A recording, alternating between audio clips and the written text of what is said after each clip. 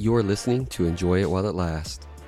I'm Herman Faust, and this is your weekly Newsish. Today, I start off with looking at the Texas primary election results and the issues that Dallas County faced. I talk about Kansas revoking state IDs, and then get into the big story of the U.S. going to war with Iran, whether they call it war or not. After all that seriousness, we look at AI companions, Jim Carrey being cloned or impersonated, CEOs eating burgers on camera. We have rescued sea turtles, escaped kangaroos, and a canine getting an award. Then in science, we have life on Mars, yogurt in space, and the Artemis program updates. A new creature has been discovered with sideways teeth, and apparently older whales got it going on. Then we get local with a state park opening, a series filming, and the latest in Fort Worth ISD changes. If you like what you hear, hit follow or subscribe on whatever app you're listening to right now. Let's start the Newsish. We were a little bit late, but this past weekend we took out my daughter to celebrate her 10th birthday. She wanted to go to Six Flags for the day, have a day without her siblings there so she could pick every single ride that she wanted to ride. And if she wanted to get in a line back to back and wait in the same ride, she could do so. It was also Six Flags' first day being open for the season. So we got there right at 11 and right when they opened, and we get in. And she wants to start at the Titan and then the Texas Giant. She wants to get the big ones that we can get to close really quickly before too many people get there and the lines start getting bigger. But as we get there, both of those rides are closed. They're not opened yet. So as we keep walking around, we do get on Runaway Mountain, which she likes. And so we rode that one twice because the line was short enough for us to do it before without it being too long of a wait. But then as we continued on walking, we saw that even a few of the smaller rides that she likes, like the little twisting bull riding one, or the Judge Royce Scream was closed as well. Gabby was very excited about this trip also because she finally was tall enough to be able to ride like the Batman, the Mr. Freeze, the Riddler. But the Riddler was closed. The Mr. Freeze was closed. And because all of these rides are closed, the few rides that are open, the Batman was open, but it had well over an hour wait. And then the Catwoman, which is not that big of a ride, but that one also had over a 30-minute wait. The one that takes you high up in the air that's not really a thrill ride, that just kind of spins you around in the seat, the Texas Skyscreamer, that one had a huge line as well. So all the ones that were open had these incredibly long lines, even for Six Flags, because there were so many rides closed. It really seemed like a business was not ready to open on opening day. We got the kids season passes for the year, as their big Christmas gift this past Christmas.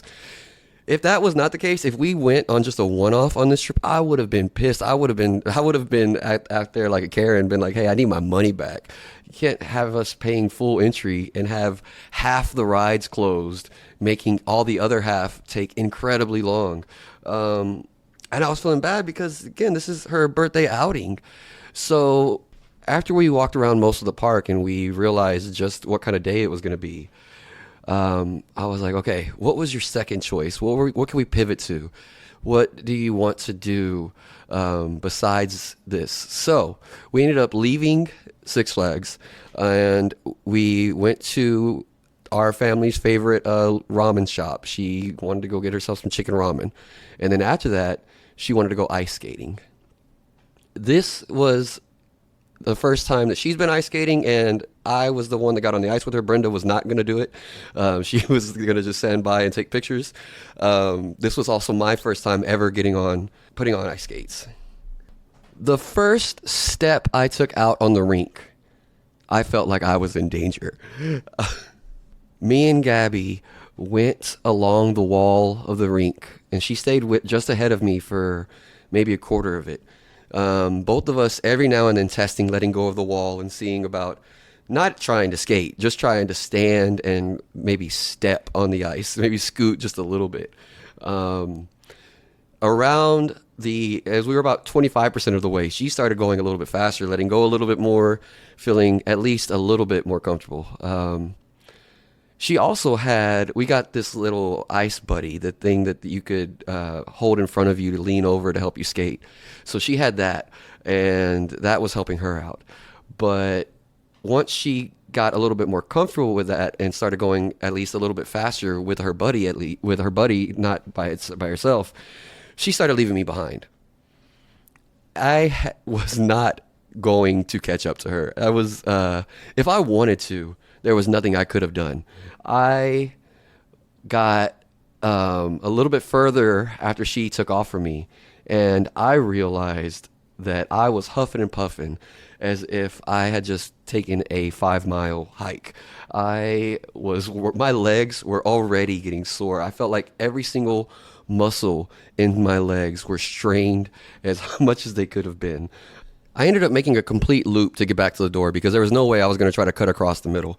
I had to hold on the wall basically the whole way. And I stepped off and I was like, I'm going to just sit right here next to Brenda and enjoy watching Gabby skate. For her part, she loved it. She got pretty comfortable with the buddy. She tried skating without the buddy for a little bit. And then that was whenever I took advantage.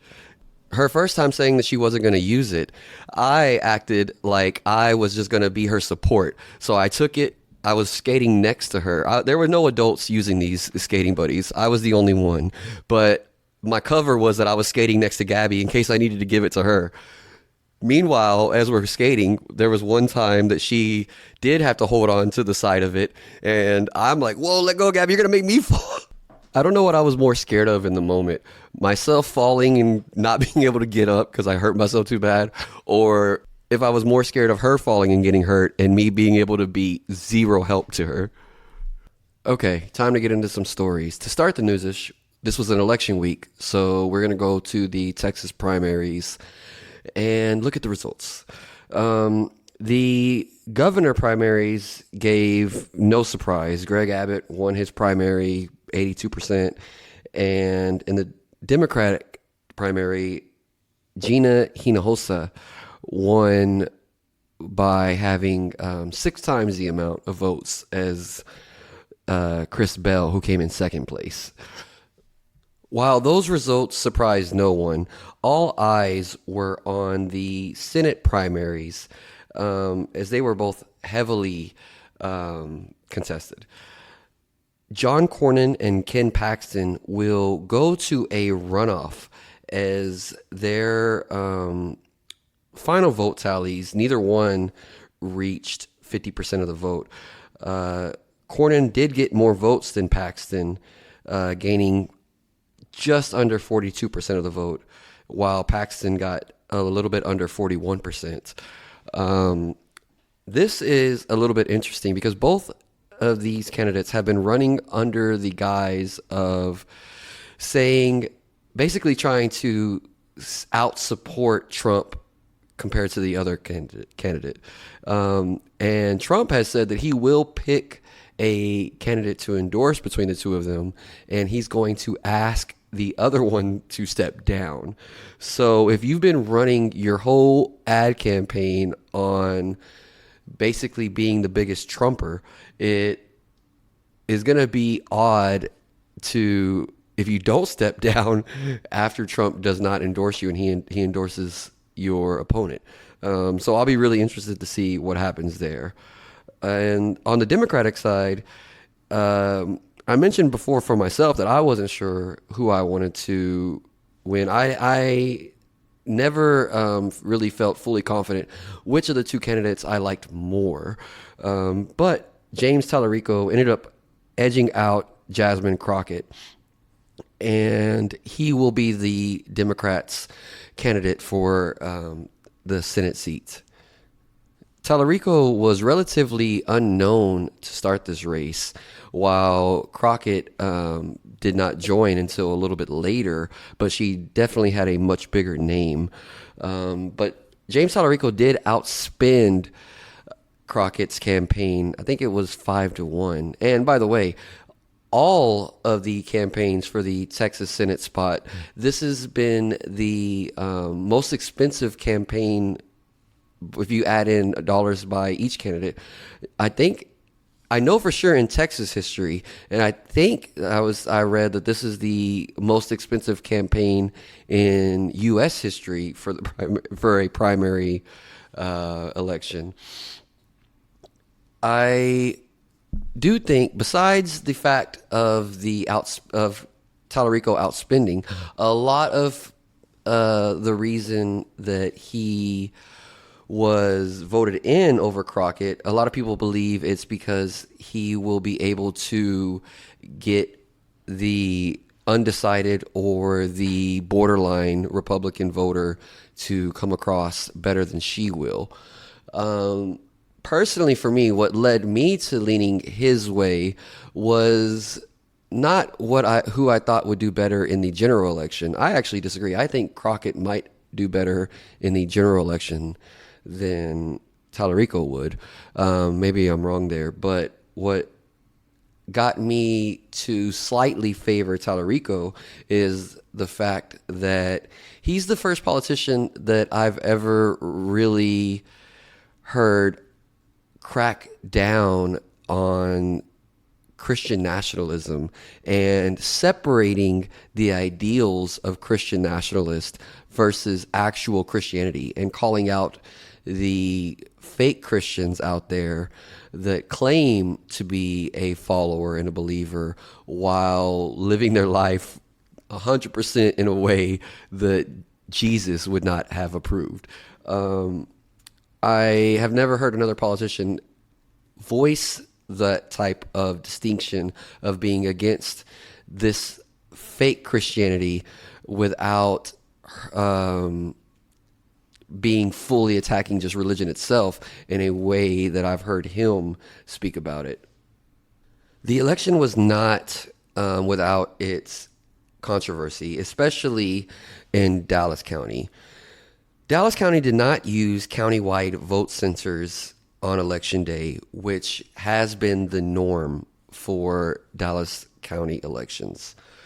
Instead, voters were required to go to their assigned precinct locations, which were, in a lot of cases, not the same locations that voters were used to going to vote for the last several years.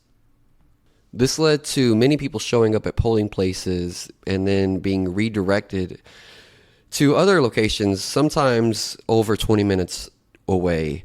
And considering that some people go to vote after they get off of work, and time can be running out, and we're right in the middle of traffic hour, this caused a huge problem. So much so that a judge ordered for Dallas polls to stay open a couple of extra hours until 9 p.m. Then Texas Attorney General Ken Paxton intervened, and he filed an emergency motion with the Texas Supreme Court to block that judge's order. His argument was that the lower court judge didn't give his office the required notice before issuing the emergency extension. Paxton did not argue that voters were not being harmed. He didn't argue that the state's website, that was another thing. The state's website was actually sending people to the wrong location. The wrong information was being given to voters by the state.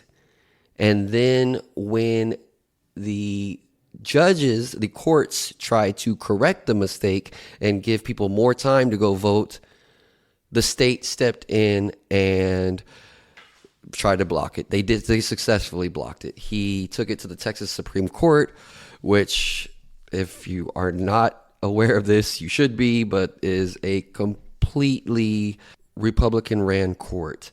And they went ahead and blocked the extension. And so now there are a ton of votes that will not count because of the situation. Why do this strategically? Why make it difficult when it's not like this wins an election. This is a Democrat running against a Democrat. What benefit does it give to Ken Paxton or anybody in the Republican Party to, first off, push this confusion and create the situation where voters are not going to be voting at their normal polls? And secondly, to then stop votes from being taken in after a judge has ordered for the time to be extended. Well, what it does is a couple of things. One, it completely weakens the candidate, whoever does win. In this case, it lets Republicans point to James Tallarico and say that he might not have even won the primary if all of the votes were counted, or they could say that he was the Democrat's second choice, that confusion allowed him to win. The other thing, though, the bigger part of it is what you're doing is you are getting a test run. A lot less people vote in the primaries than are going to vote in the general election in November. And they are able to kind of gauge how many people were affected this time. What would happen if we had similar chaos and confusion in the general election? Would it be to our benefit or not? I've already talked about different ways in previous Newsish episodes of how the GOP seems to be trying to limit the amount of voters that are able to get their voices heard. And this just seems like another step in that direction. Not exactly election related, but this can have a similar effect, is the story that came out of Kansas when Kansas officials invalidated over 1,000 driver's license and birth certificates that had been issued to transgender residents. The Kansas Department of Revenue began voiding identity documents that list a gender different from a person's sex assigned at birth, following a Kansas law that defines sex strictly as male or female based on biological characteristics at birth. I am not going to get into the arguments about whether or not the law itself is a problem, or whether, like, what the harm. I'm not going to get into the arguments of the harm that can be done by not acknowledging a person the way that they want to be acknowledged. I am going to, right for now, just talk about the fact that a state has overnight, instantly invalidated identifications that the state issued because they changed the law. And instead of normally, if this type of law was changed, any current IDs would be grandfathered in, and whenever you went to get your renewal, let's say that's when your new ID would have to be changed. Or if it was a birth certificate, that would not be invalidated effective immediately. There would be a grace period. Kansas taking away people's identification with no warning, what happens, and the fact that they are doing so successfully, they have done so successfully, what happens if another state decides to do something similar the week before elections? We are saying that it's just okay for the government to decide, oh, never mind, our government documents, we don't take those anymore. I'm sure there's no issues that can happen there. There's not going to be any problems that can arise from the government having take backsies. Now to get into the biggest story of the week, and that is, of course, the U.S. bombing, not calling it war, but going to war with Iran. The U.S. and Israel worked together to launch Operation Epic Fury because I guess a middle school boy was naming the operation. But Operation Epic Fury on February 28th. They have claimed that it was to get a murderous administration out. They have claimed that it was to dismantle Iran's military capability and to destroy its nuclear capabilities, which they claimed that they had already destroyed back all the way back in 2025. But just like Emperor Palpatine, somehow Iran's nuclear capabilities came back.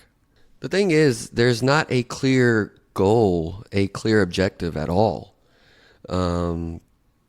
And despite some of the things Trump has said, other things that Trump has said suggest that we might be in this conflict, in this war for a while.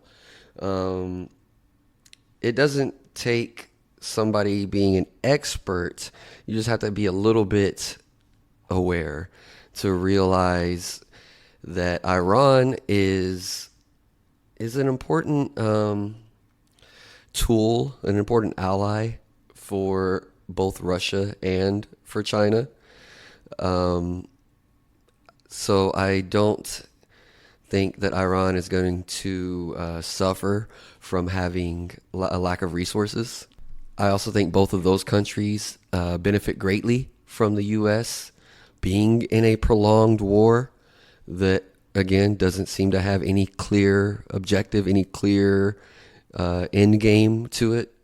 At this point, as we are already a few days, just under a week after the initial attack, we've already had, of course, several back and forth bombings from Iran and the U.S. We've had, I think at this point of this recording, 6 U.S. soldiers have been killed in retaliatory bombings from Iran. And they are retaliatory because, again, this is what's being called a preemptive war by the U.S. This is the U.S. being aggressors. The Iranian supreme leader was killed. The Ayatollah was killed, but then Trump has said that several of the people that the administration wanted to put in as the new leadership have also been killed. He's also, just like many things with Trump, he's had many conflicting quotes, conflicting things that he has said about not only just like with the goals of the war, also about what his ideas are for the future of Iran's leadership. Besides killing any potential replacements in leadership, the U.S. has also been accused of attacking indiscriminately, and including targeting civilian infrastructure like hospitals and in schools in particular. There was a girls' school that was hit and killed over 150 people.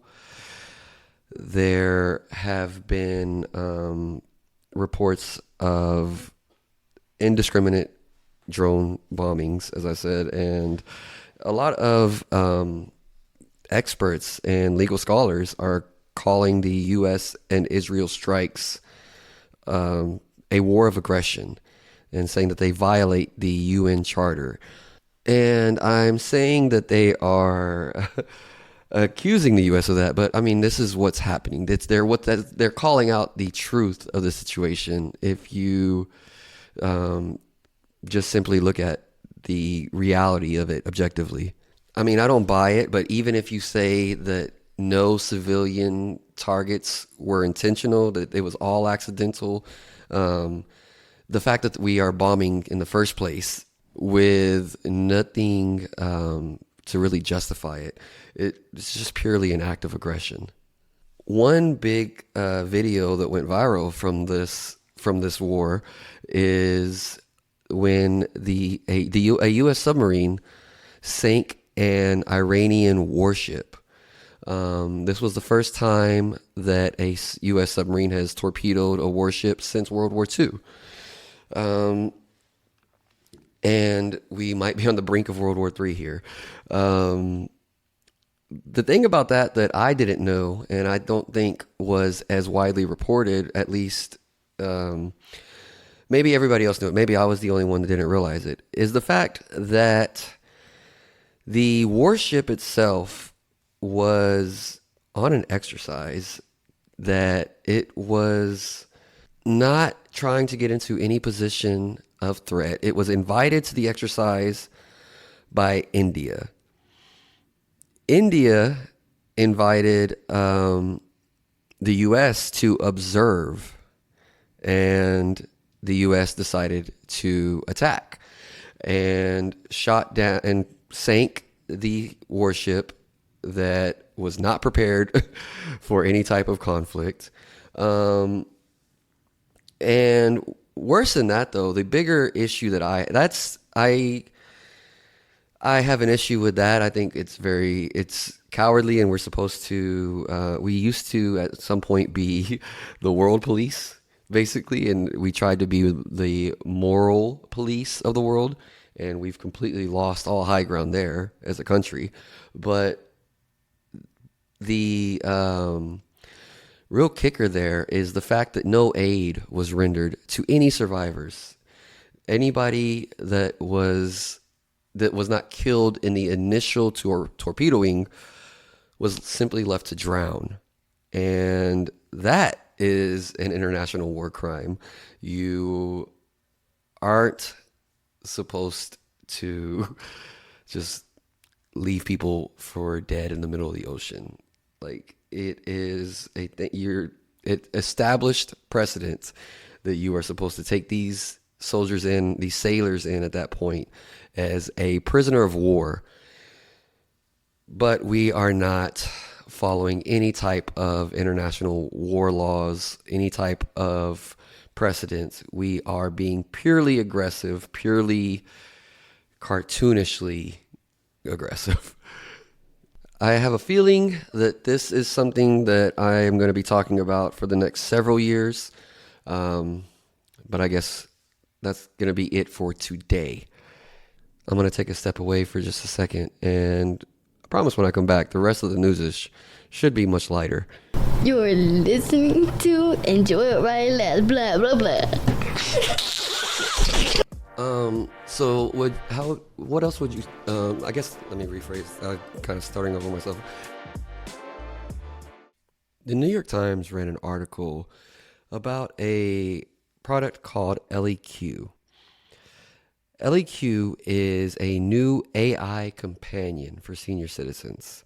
It's a robot that has an AI program that is designed to be a friend, basically. And so as part of that, it's designed to initiate interactions as well, not only just wait for commands. It is supposed to try to read the room. It tries to gauge when a person might be open to having a conversation or playing a game.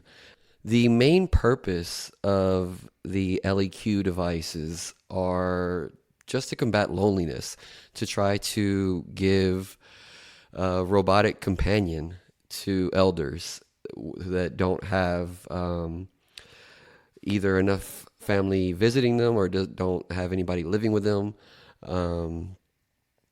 I could see this becoming very popular, and not just for elderly people. I could see this taking another step in humans replacing human contacts.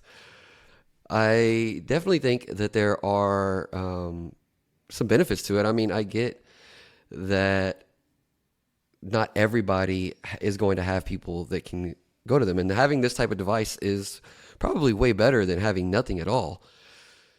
The problem is once this becomes more widespread, it becomes something that people use as they overly use it, I guess, and they put less effort. Humans, we always put less effort if we can. So if we can put less effort into interacting with each other, well, we'll do that. We already are so not used to just seeing enough people face to face enough to where apparently we can't handle it when a person ages or looks differently in any way. Um, what I'm talking about here is my next story is the Jim Carrey appearance that had a lot of people saying that that's not Jim Carrey. He was accepting an award at an honorary Caesar award in Paris, and a lot of people were claiming that this had to be a clone or an impersonator, because Jim Carrey does look differently now. There was even a makeup artist that tweeted out that he was the impersonator. He put out like a picture of a face mask that appeared to be the same mold of look that could look similar to what Jim Carrey's face currently looks like. A lot of people bought that for a while. That went pretty viral for a couple days. For what it's worth, the spokesperson for the Caesar Awards and Jim Carrey's publicist put out a public statement that it was, in fact, Jim Carrey, and he had been practicing his French for quite some time to be able to give his acceptance speech in French. His family was there, so if it wasn't him, it would be a really elaborate prank for him to have got his family to go while hiring an impersonator. The cloning, I guess I have no comment on that. Maybe if he was cloned, I guess who knows if his family was cloned too or if they're in on it. I don't know what to say there. Maybe you got me. What I really think though is just that, I mean, there's a million explanations, maybe not literally a million. There's a lot of explanations. It could be plastic surgery, of course, is the one of the biggest ones with any celebrity that you first think of. It could be just simple aging.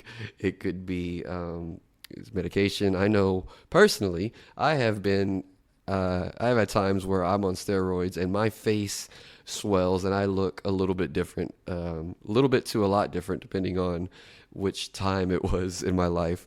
So what I think is people cannot handle the fact when they see a celebrity that they love look different. It's hard for them to process it, so they jump to he must be cloned. The other big viral video of the week was, I thought it was hilarious. It was the McDonald's CEO tasting, and you can't see this because it's audio, but I'm holding up quotation marks, trying the Arch Burger that is coming to the United States. It's been tested in other countries, and they've all survived, so they've deemed it edible. We can now eat it in the United States. And the way to promote it, he took a video of himself saying that he was going to try the product. And he seemingly scraped it with his teeth. I don't know if you could call that a bite. And did the whole fake eyes closing. Looked like he couldn't get it out of his hands fast enough, because in the video he also didn't even look like he knew how to hold a burger. This has led to the Burger King CEO putting out a video of himself taking a big bite of their burger, and then Wendy's CEO jumped in the mix and also filmed himself taking a bite, claiming like this is what it looks like when you actually like your product. That was another big thing. He kept calling it the product. At no point did he call it a burger. His food is they're tasting the product here. My next story is there is a horror movie about Pinocchio coming out. A trailer for Pinocchio Unstrung has came out this week, and it features a very creepy looking Pinocchio with and also Jiminy Cricket also looks just monstrous in this thing. Jiminy Cricket is actually voiced by Freddy Krueger himself, Robert Englund. Let's just go with Freddy Krueger. The trailer looks like very Chucky-ish. Plus, of course, he's going to be using he's going to be using his nose for a couple of kills. And it looks like he broke off his nose and throw it like a spear at somebody in the trailer at one point. And then another time, he's laying down and somebody steps down onto his nose. I just know he's going to be standing in front of somebody slowly telling lies as it goes to kill him. The story of it though is I guess he's killing people trying to take different parts of their body to make himself real. So it actually does look like a cheesy but fun little movie. I haven't watched like the Winnie the Pooh horror movie or anything, or like the Steamboat Willie ones, any of those. But this might be the first one of this genre of horror movie that I watched because it actually did look kind of fun.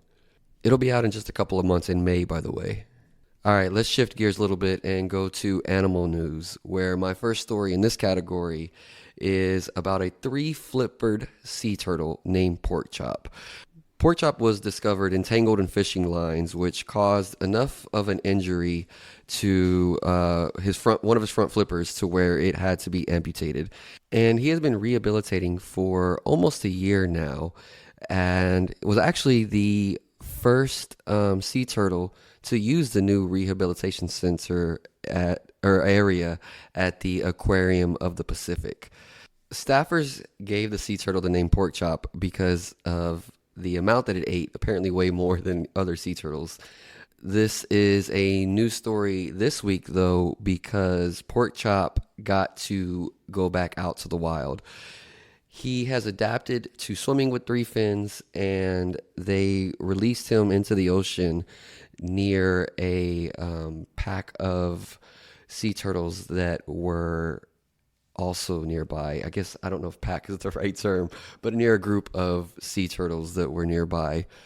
Apparently it's a bale of sea turtles, or a nest of sea turtles, or a flotilla of sea turtles. Why do they get 3 different names for their packs? Anyway, the next animal story comes out of Nelson County, Virginia, where a kangaroo and her Joey, her kid, for you non-Australian listeners out there, escaped, and they were causing a disturbance on the highway after they were being chased by hunting dogs. The kangaroo was tranquilized and returned to its owner with minor injuries. So I guess this was just a privately owned kangaroo, a backyard kangaroo that jumped the fence, which I did not realize was a thing that we could just do. I want to pet kangaroo. Actually, I don't want to pet kangaroo. I just like the idea of it now that I'm hearing that it's even possible. This is not the first time kangaroos have caused trouble by escaping. On this podcast, not too long ago, on a Newsish episode, we talked about in Waco, there was a couple of kangaroos that had escaped, and the Waco PD was trying to help round them up. And also back in April of 2025, there was a kangaroo escape in Alabama that led to a car crash. So kangaroos are getting out and causing trouble. They can jump. Build the fences higher, guys. Put them in with the bird cage where they can't get out. Like, they can jump. It's what they do. Come on.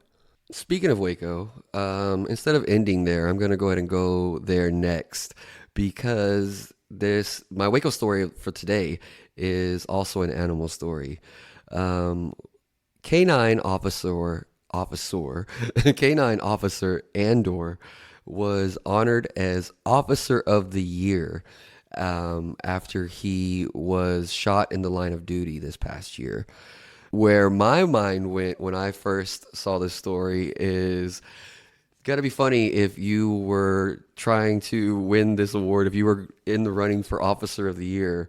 You're thinking that you wrote the best tickets, you wrote the most tickets, you made the best arrest, you kept the community safe as best as you could, but the dog got it. I mean, the dog got shot. He didn't even, it's not necessarily that he even, it doesn't say if he did his job. Did he catch the guy that shot him too? Like, did he let the guy get away? I don't know. I don't know about this awarding system. I think we're just being biased because we all love dogs so much. Anyway, moving on to outer space, where NASA has said that they've discovered possible signs of ancient life on Mars. NASA, of course, has 2 rovers going around Mars, checking things out all the time, Curiosity and Perseverance. And both have found different things. So Curiosity detected the largest organic molecules yet found on Mars. So these are molecules preserved by rocks that were altered by ancient groundwater that have fragments of fatty acids that are only found in biological living creatures.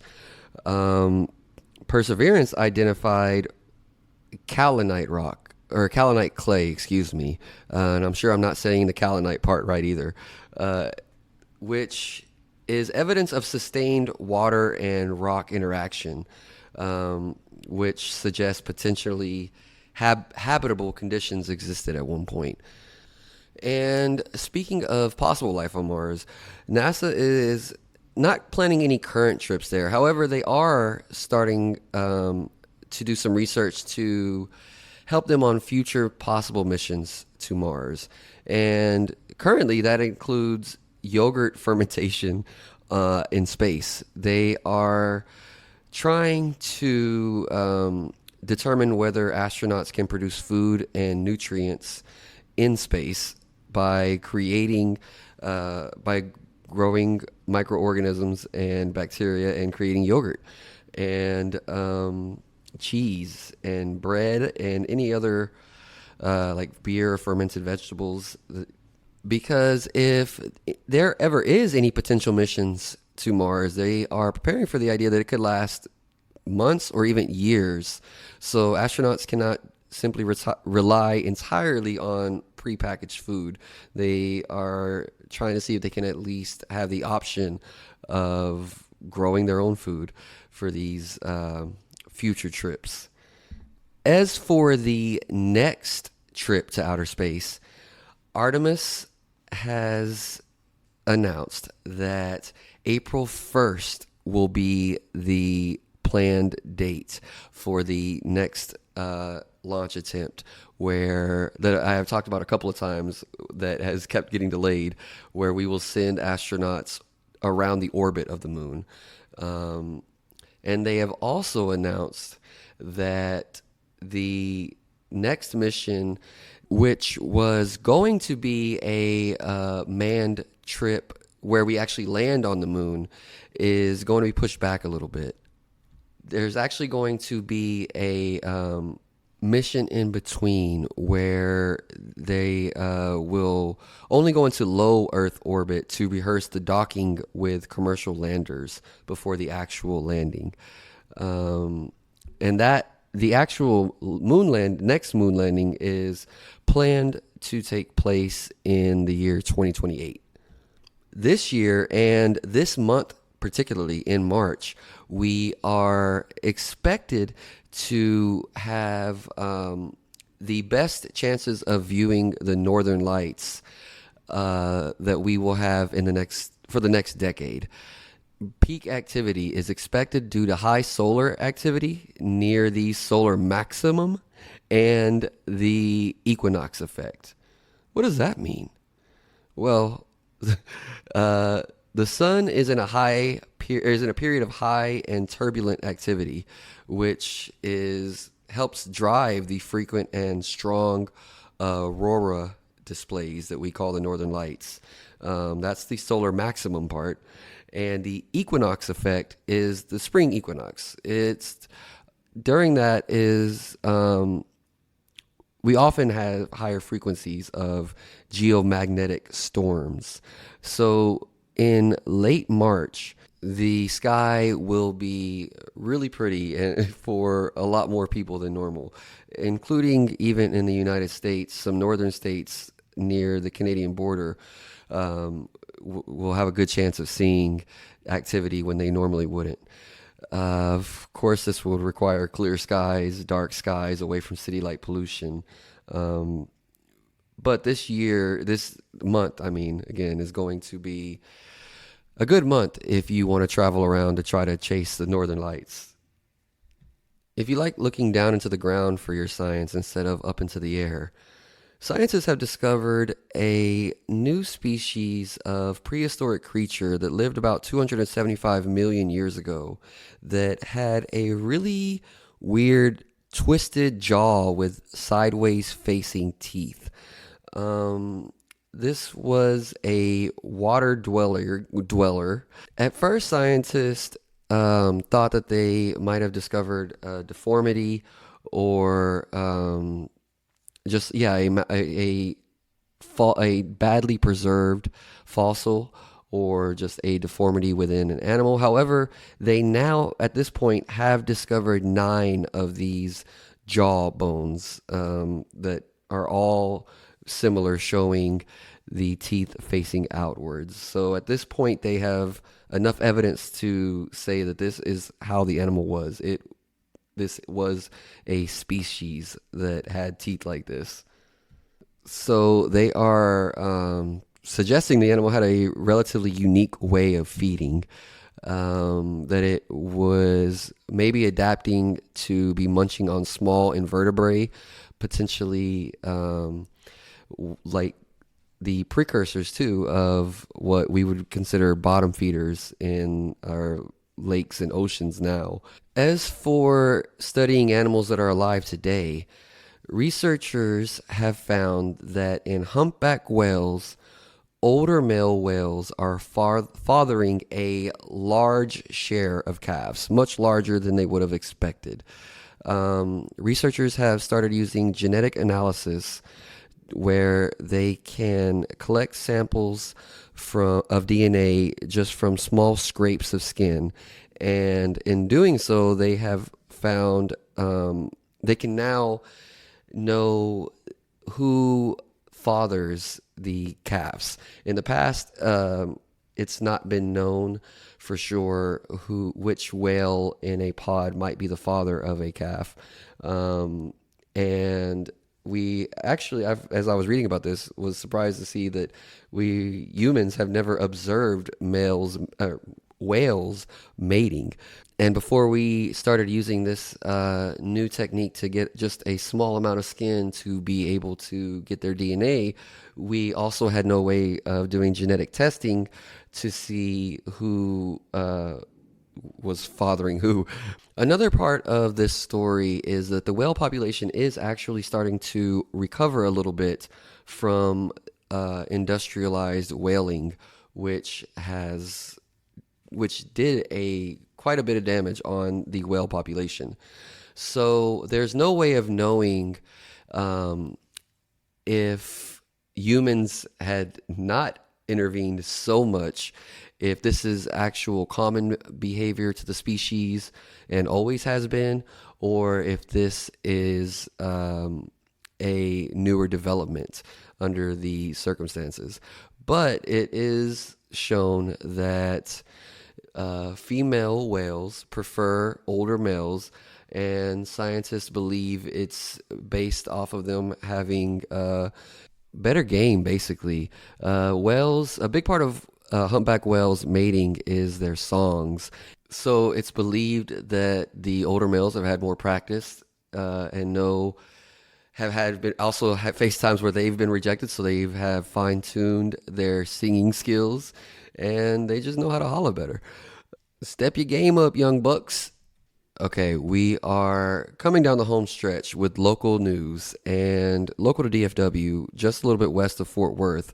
In Palo Pinto, we have a state park opening up for the first time in more than 20 years, I believe. It's been since we've had a state park anywhere near our area. The park sits in the Palo Pinto Mountains and will have mountain biking trails, camping areas, horseback riding, access to Tucker Lake for fishing and paddling, of course, hiking trails, all the good stuff that you would expect a Texas state park to have, and is just under 5,000 acres. I got two stories out of Fort Worth, and then I'm going to call it a day. Also, if you're in North Texas, we might be getting our first tornado of the year of this year this weekend. So just be on the lookout, be ready. But my Fort Worth stories. The first one is we have a new series being filmed here.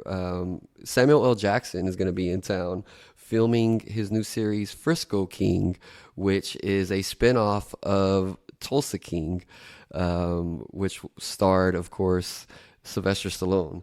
This is set to start production in late March, so the latest month, and is expected to run through late July with different spots around the DFW area and North Texas being used, including the Tarrant County Courthouse and several other places around Fort Worth as well.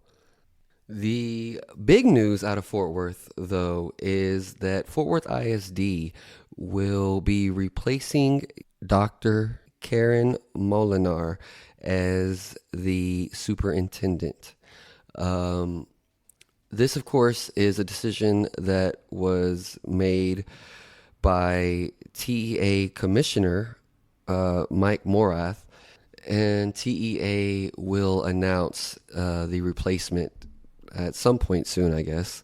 The thing is, they, just like TEA had very weak claims in taking over Fort Worth to begin with, they have extremely weak claims in the need to replace Dr. Molinar. She had, one, been capitulating and putting everything in place that TEA was wanting, but also in the time that Dr. Molinar was superintendent, the district had started to turn around. Scores were rising, schools were doing better, students were doing better. I believe this is another step in the direction of trying to destroy the public school system. This is something that the TEA and Governor Greg Abbott, who, by the way, received a $6 million campaign contribution from Jeff Yoss. Jeff Yoss is a billionaire school choice supporter, and I think they are intentionally trying to make the public school systems way worse so that they can push people to go to charter schools, because charter schools are not required to pay their teachers the minimum rates of the state. And this will significantly cut the cost of education, while also cutting the quality of it. This is not an opinion that I am alone in sharing. Even Dr. Michael Ryan, who is currently on the Fort Worth ISD Board of Trustees, he put out a long post that connected the same dots that I just connected to you, but also went into a very detailed explanation of what Dr. Molinar had been doing as superintendent, and gave a really good in-depth explanation on why he believes that the public school system is under direct and intentional attack right now. In a recent episode where I talk about the TEA takeovers, I talked about how they are making education in Houston worse while being able to pretend like they're doing a good job. And that same thing is about to happen in Fort Worth. I would not be surprised if we see TEA finding any and every excuse it can to take over as many districts as it can, as it seems like it's finding success in running the playbook in a couple of major districts so far. And that's all I got for you. So until next time, remember, you only got one life to live. You might as well enjoy it while it lasts.